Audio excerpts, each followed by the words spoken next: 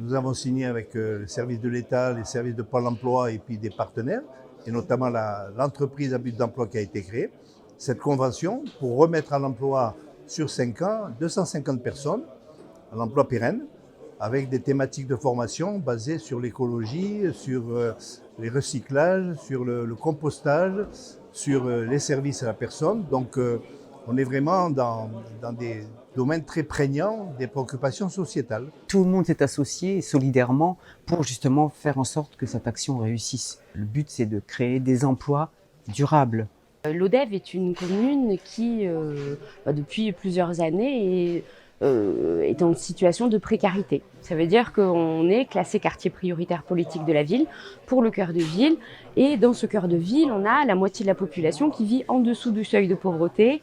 On a 50% de familles monoparentales. Donc quand il y a une possibilité de créer à la fois de l'emploi, mais aussi du service à la population, tout le monde est gagnant. Et donc c'est pour ça qu'on s'est lancé dans cette aventure.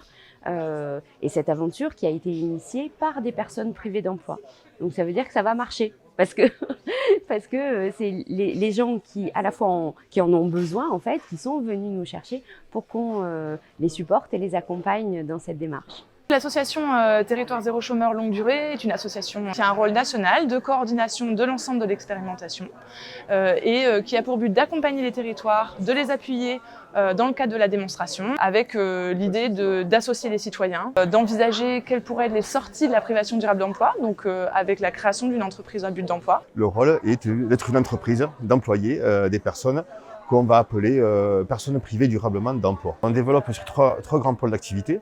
Un premier, des services de proximité à la personne et tout un pan d'accompagnement des personnes fragilisées, personnes âgées, personnes handicapées.